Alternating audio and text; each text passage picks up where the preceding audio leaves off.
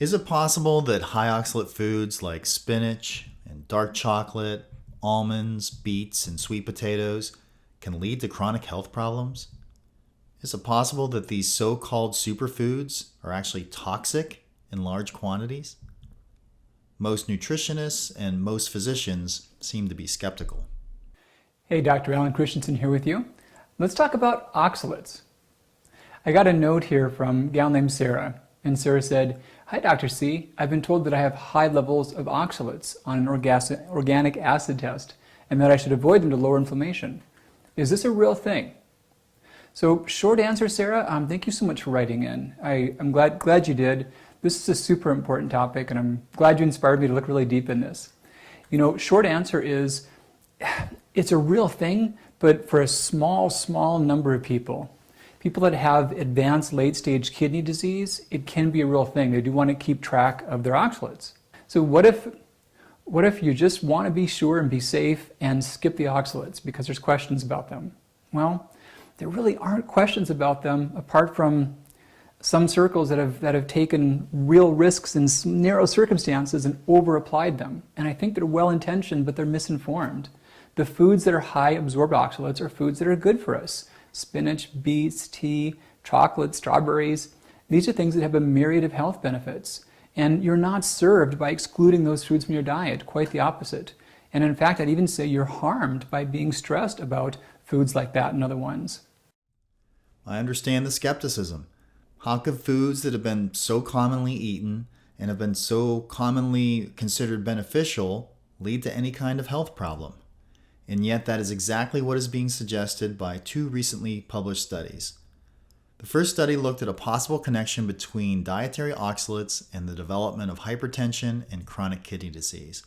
Here was the structure. They took approximately 3,000 participants and had them fill out a dietary questionnaire in order to assess their consumption of oxalates. And of those 3,000, approximately 2,600 were free of hypertension and 2,700 were free of kidney disease at baseline. And then they followed those participants for 8 years. And at the end of 8 years, the participants were divided into 3 groups: those with low oxalate consumption, medium, and high oxalate consumption. And then they analyzed the data statistically, adjusting for any potential confounding variables such as age, sex, body weight, or smoking history.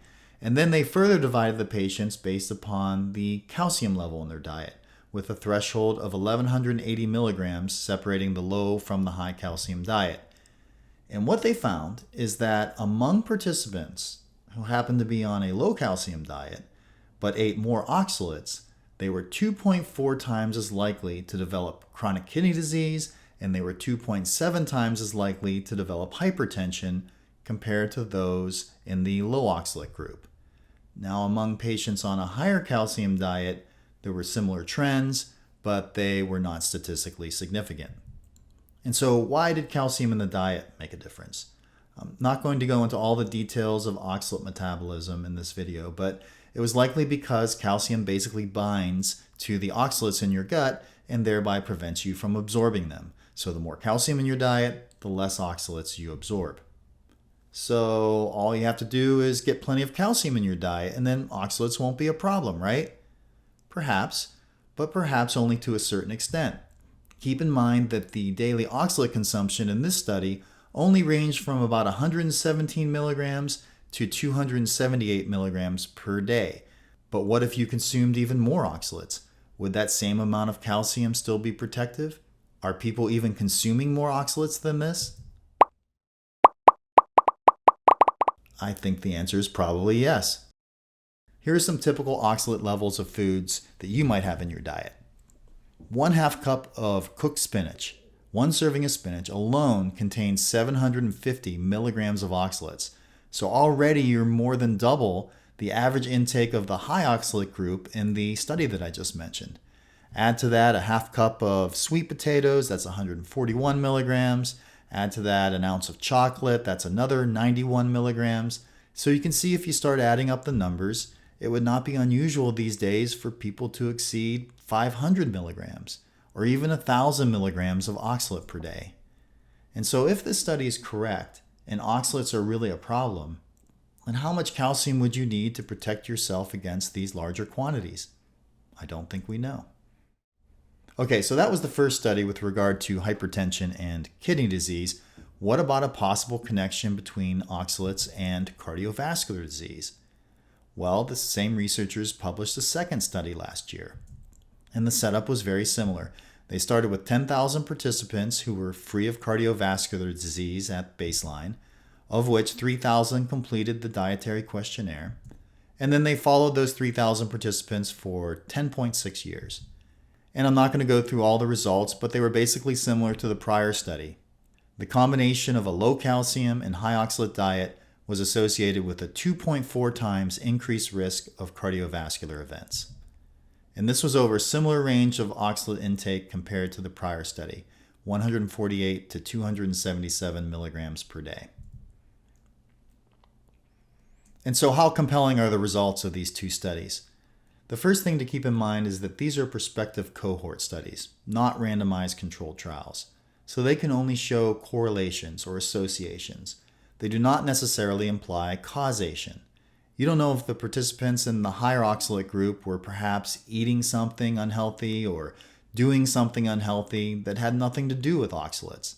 The oxalates may have simply been a marker for that other unhealthy behavior. However, despite this limitation, I still think these results are compelling, mostly because, as has been stated multiple times now, high oxalate foods are generally considered to be healthy foods. They are generally consumed by people who are health conscious. Specifically in these studies, the participants were getting their oxalates from grains and spinach and other green leafy vegetables and nuts. This makes it less likely that there was some other unknown, unhealthy factor that was skewing the results. Now, we won't know for sure until there are randomized controlled trials, but in the meantime, I think it would at least be wise to take a cautious approach.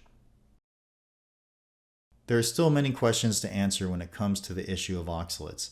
We don't yet have randomized controlled trials, but are there perhaps other lines of research that might point to oxalates causing health problems? How much oxalate is too much? And why might this amount vary from individual to individual?